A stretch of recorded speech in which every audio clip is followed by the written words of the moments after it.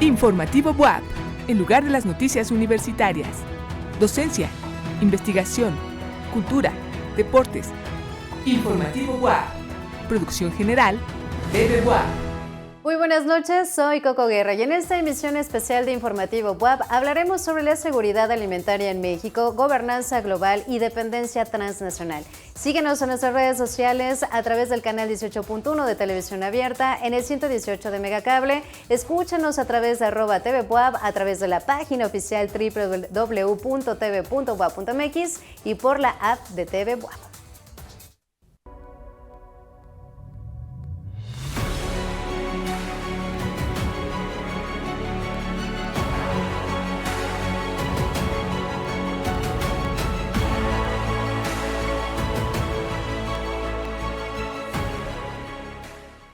En este programa nos acompaña la doctora Jessica Mabel Cepeda Arellano, coordinadora de la licenciatura en Ciencias Políticas de la Facultad de Ciencias Políticas y Sociales de nuestra institución. Ella es licenciada en Relaciones Internacionales con maestrías en Gobierno y Administración Pública y en Desarrollo Económico y en Cooperación Internacional. Asimismo, es doctora en Administración Pública y en Economía Política del Desarrollo, en la línea de investigación Estado, Finanzas y Políticas Públicas. Doctora Jessica, bienvenida nuevamente. Gracias por aceptar la invitación. Qué gusto volverla a tener en este espacio. Muchas gracias, Coco. Bueno, ya terminamos esta investigación que era parte de mi segundo doctorado y bueno, ahora vengo a platicarte en qué concluyó esta investigación. Está bastante interesante, así que pues nos vamos a quedar en toda esta media hora hablando de esta gran investigación que ha estado realizando y sobre todo también, antes de comenzar, me gustaría compartir con todos ustedes esta cápsula porque va a ser muy interesante que veamos esta introducción y ya posteriormente contestar varias preguntas. El concepto de seguridad alimentaria surgió en la década de los 70, basado en la producción y disponibilidad alimentaria a nivel global y nacional. De acuerdo con la Organización de las Naciones Unidas para la Agricultura y la Alimentación, la seguridad alimentaria a nivel de individuo, hogar, nación y global se consigue cuando todas las personas, en todo momento, tienen acceso físico y económico a suficiente alimento, seguro y nutritivo, para satisfacer sus necesidades alimenticias y sus preferencias, con el objetivo de llevar una vida activa y sana. Nuestro país tiene una gran dependencia a los mercados internacionales de alimentos. En 2022, México batió récord en sus importaciones agroalimentarias desde Estados Unidos con $28.190 millones, de acuerdo con datos del Departamento de Comercio de Estados Unidos.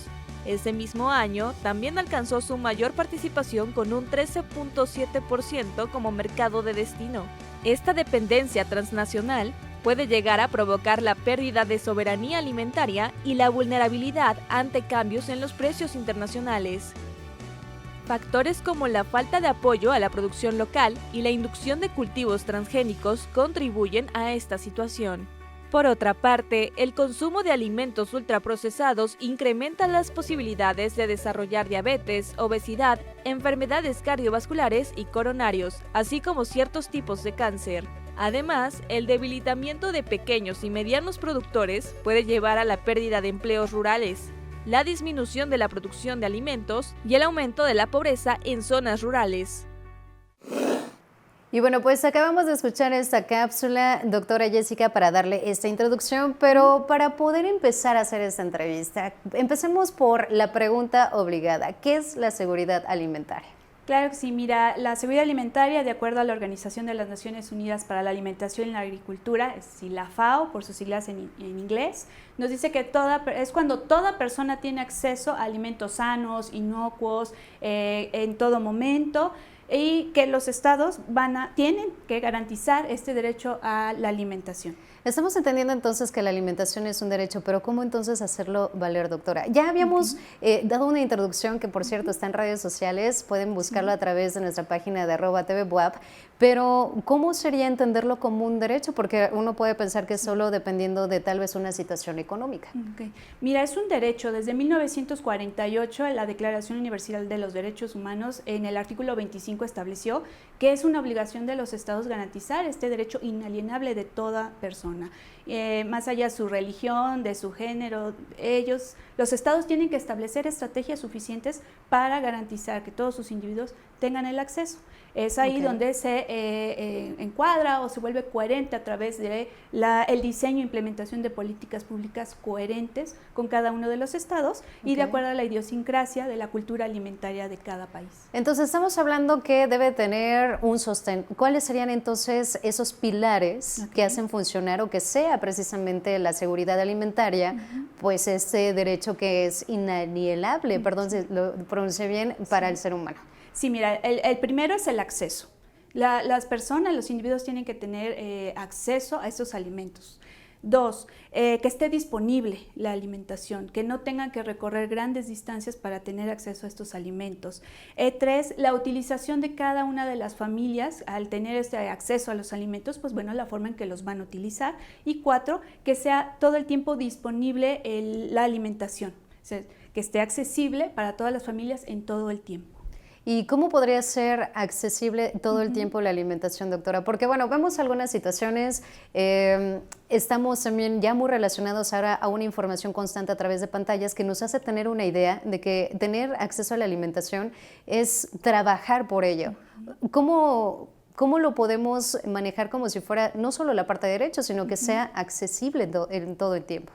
Bueno, aquí involucran varios factores, por ejemplo, el nivel socioeconómico, como bien mencionabas. Cuando las familias tienen ese acceso económico para tener acceso de compra a estos alimentos, ahí se empieza a cumplir uno de los primeros pilares. No obstante, hay políticas también donde se les entrega los alimentos a las familias que son con recursos menores, para que pues tienen que garantizarse este acceso y los estados pues llevan a cabo estas acciones. Digamos que eso es a través de las políticas públicas que mencionan. ¿Nos podría dar algún ejemplo, por ejemplo, relacionado a estas políticas públicas que existen en México? Ok, bueno, hay políticas muy locales, por ejemplo, en Puebla, en la gestión de Luis Miguel Barbosa, hubo una política de soberanía alimentaria que está muy ligado al concepto de seguridad alimentaria. Esto es más, digamos, más local, donde, bueno, el Estado, más allá de dar recursos, dio insumos para que estas familias, principalmente durante el periodo de pandemia, pues tuvieran acceso a alimentación. Por ejemplo, el darles gallinas o pollos o algunos insumos, por ejemplo, tinacos para la recolección de agua, semillas. Son de estos pequeños ejemplos que se dan a nivel estatal o local para resarcir estos problemas de alimentación. Podemos entenderlo como algunas campañas que se hacen para que por parte de, digamos, un nivel estatal, federal, local, se haga este acceso a la alimentación o en este caso al alimento, pero entonces la sociedad puede también de alguna forma participar para que la soberanía alimentaria se dé en un contexto social y pues dejemos a un lado tal vez la parte económica. Sí, la soberanía alimentaria es un concepto que va más allá de la seguridad alimentaria. Seguridad alimentaria es un concepto que se ha generado y ha tomado fuerza a través de organismos supranacionales, como la ONU, la FAO, la Organización Mundial del Comercio. No obstante, el concepto de soberanía alimentaria es este concepto que nos dice que cada estado tiene que tener sus propias políticas alimentarias para garantizar el acceso a la alimentación, no tanto desde una visión de los mercados internacionales de alimentos, porque la seguridad alimentaria está ligada con esta noción de que los alimentos se pueden obtener no solo en la producción interna, sino en la compra en los mercados internacionales de alimentos. Y el concepto de soberanía alimentaria es un concepto que surge en 1996 con el movimiento Vía Campesina, donde ellos estipulan que no es necesario voltear a ver los mercados internacionales de alimentos para abastecer el mercado interno, sino que cada estado puede establecer estas políticas agroalimentarias de producción interna. Estamos hablando entonces también de la seguridad alimentaria en México. ¿Tiene algún tipo de medición? ¿Podemos ver cómo va avanzando? ¿Un diagnóstico, una evaluación? ¿Cómo lo podemos medir? Sí, hay escalas. Hay, por ejemplo, la escala mexicana de seguridad alimentaria. está muy ligada también al Consejo Nacional de Evaluación de la Política Social, donde en los hogares se llevan a cabo, ligado también con el INEGI, se lleva también estas mediciones de alimentación de las familias, ¿no? Es que se cumplan estos 4 pilares: el acceso, la disponibilidad, la utilización y la disponibilidad. Y también esto está ligado a estas carencias sociales, las 7 carencias sociales que hay en el Estado, también se mide a través del acceso a la alimentación. ¿Y tenemos tal vez algún tipo de implicación en la inseguridad alimentaria o existe la inseguridad alimentaria? Sí existe la inseguridad alimentaria. De hecho, en nuestro país es el 48.7% de personas que sufren de inseguridad alimentaria, ya sea inseguridad alimentaria leve, moderada o grave. Entonces, ¿se traduce esto, por ejemplo, a no tener acceso a alimento? Así es. O sea, y entonces también podemos ver como que, a ver, esta medición o esta implicación de inseguridad alimentaria a nivel económico. Es a nivel nacional y está ligado mucho con el nivel económico. Es decir, es el ingreso, que las familias no tienen un ingreso suficiente para adquirir la canasta básica. Entonces está muy ligado también la cuestión de la inseguridad alimentaria con el recurso económico de cada una de las familias. Por eso se establecen políticas muy sectoriales, muy focalizadas para garantizar el acceso a los alimentos. Desde su perspectiva, doctora, en este momento que me está explicando esta forma en la que se mide que si hay inseguridad alimentaria, que hay que entenderlo como un derecho a esta soberanía alimentaria, entonces, ¿qué es lo que usted piensa que sí se ha trabajado y que ha podido permanecer en este tiempo, que tal vez también realizó su estudio, que la soberanía alimentaria sí se está dando? Porque al menos si nosotros lo vemos de una manera más general, tal vez la percepción no es la más positiva. Sí, mira, en cuanto a soberanía alimentaria, se están haciendo, vámonos desde el nivel nacional.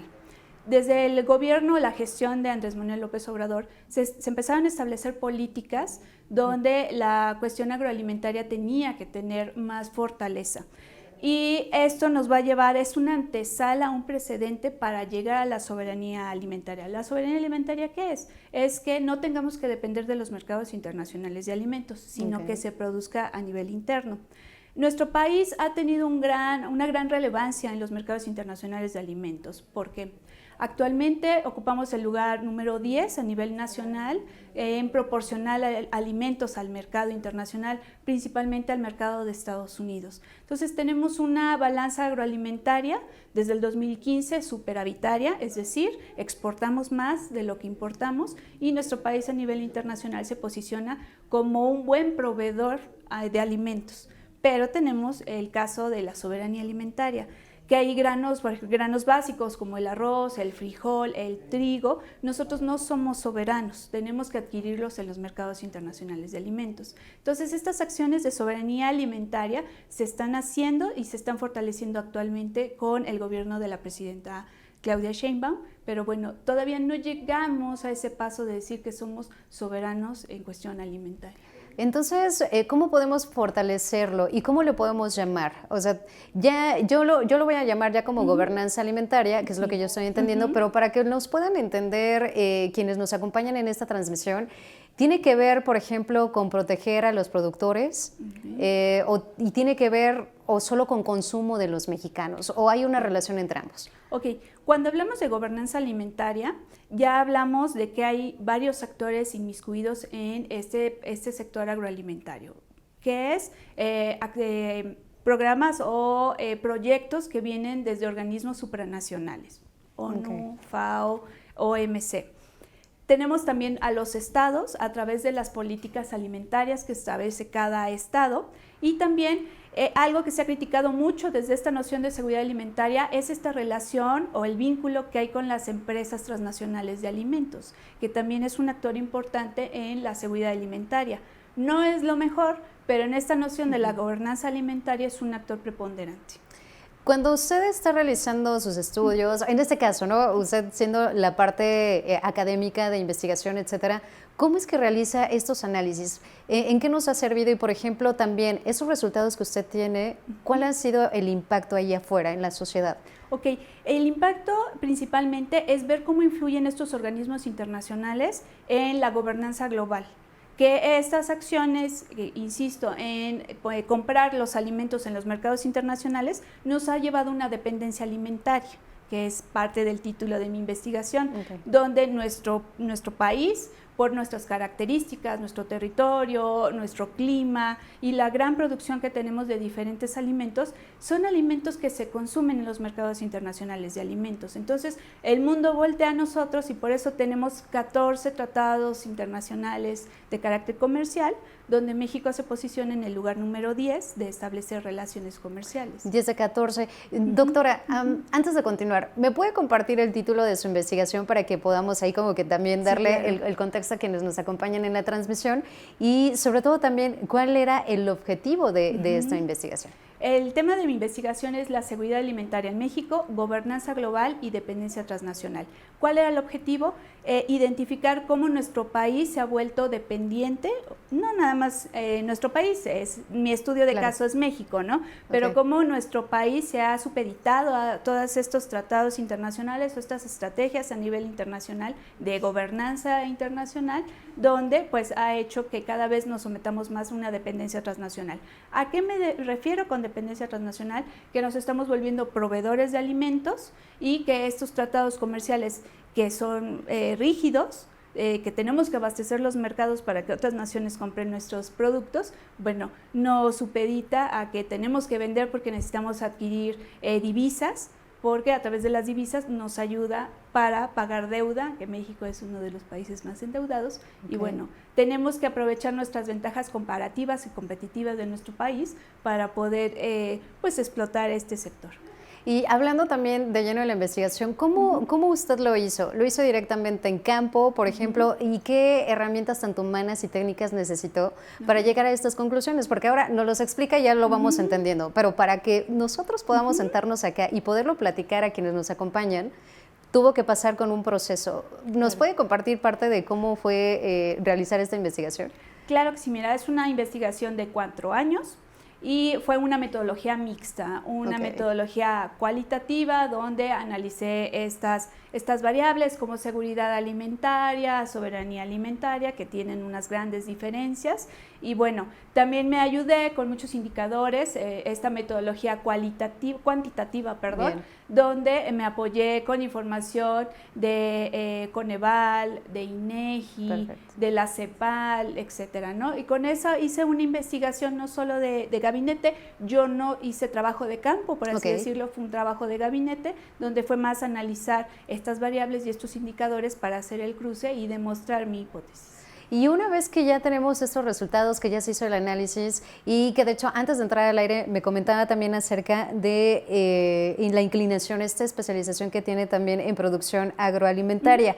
Pero en el panorama actual de producción agroalimentaria en México, ¿cómo usted lo considera y cómo también podemos entenderlo? O sea, porque ya vimos esta parte de soberanía alimentaria, pero ahora la producción agroalimentaria, ¿en qué consiste? Sí. Bueno, la producción agroalimentaria depende de alimentos y bebidas.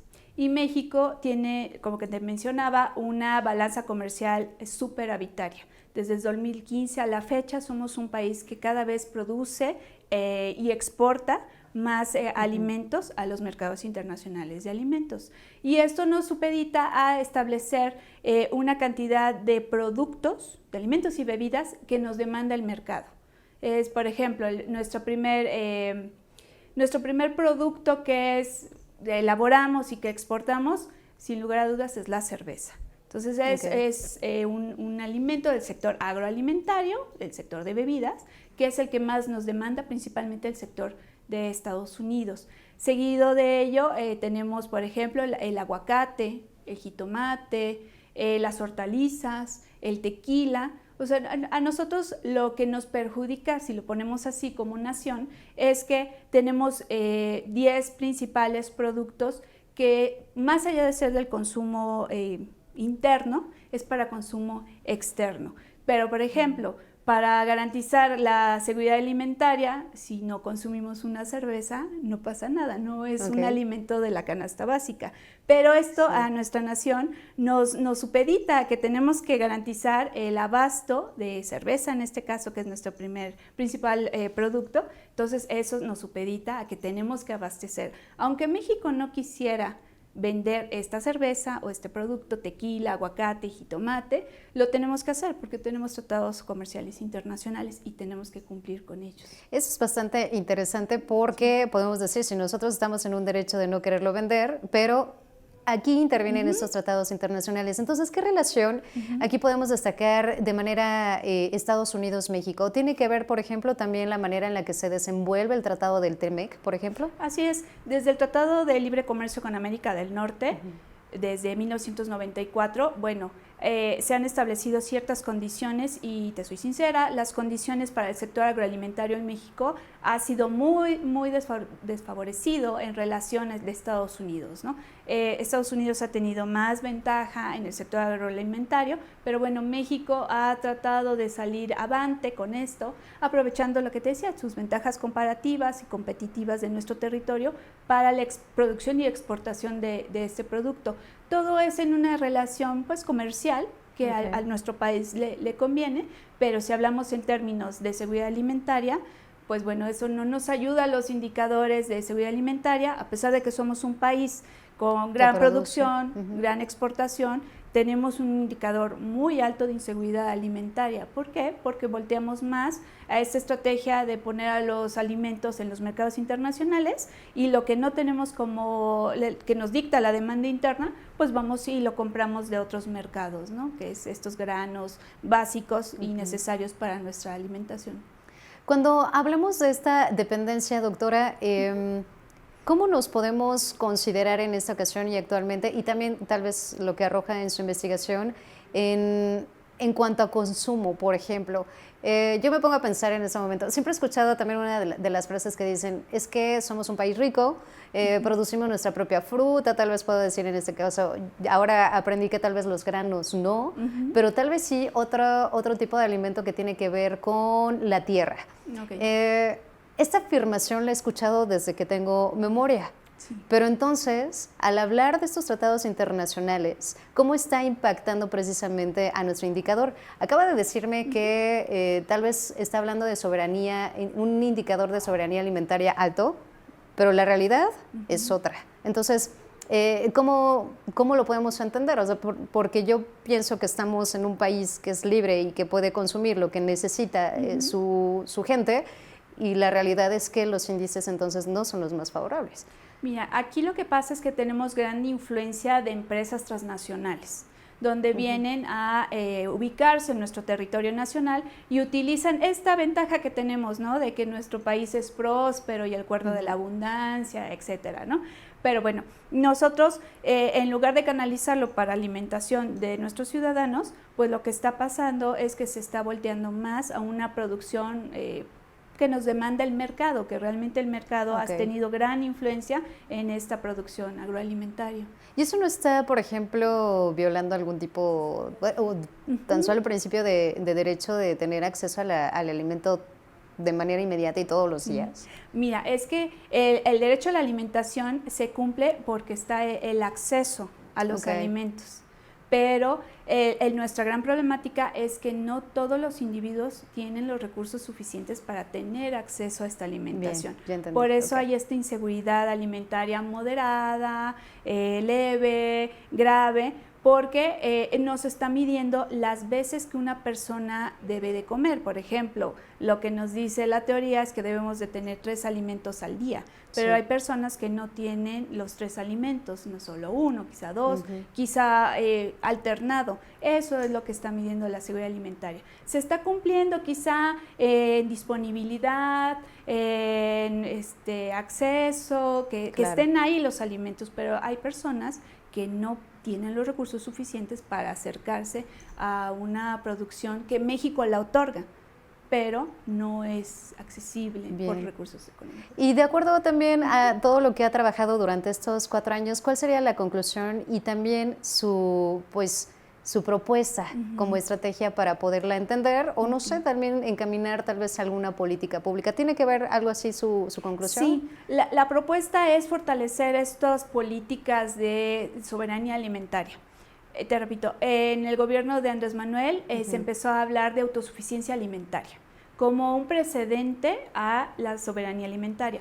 En el gobierno actual, con Sheinbaum, ya se están fortaleciendo estos programas, ya con una visión no de autosuficiencia, sino de soberanía alimentaria, de ofrecer al mercado esta producción básica de granos básicos disponibles sin depender de las externalidades de los mercados internacionales. Que era precisamente con lo que tal vez podemos concluir. De acuerdo a su experiencia, ¿qué estrategias podríamos entender y como un ciudadano común que necesitamos trabajar en México para evitar esa dependencia? Ok, lo más importante es voltear a ver al campesinado, que esa es la propuesta de este movimiento Vía Campesina a través del concepto de soberanía alimentaria, es apoyar al campesinado porque a los pequeños y medianos productores tienen una gran desventaja con las empresas transnacionales de alimentos. Entonces debe de haber estas políticas orientadas, focalizadas al sector campesino para que pues no se queden atrás, ¿no? Porque realmente los que producen los alimentos son los campesinos en nuestro país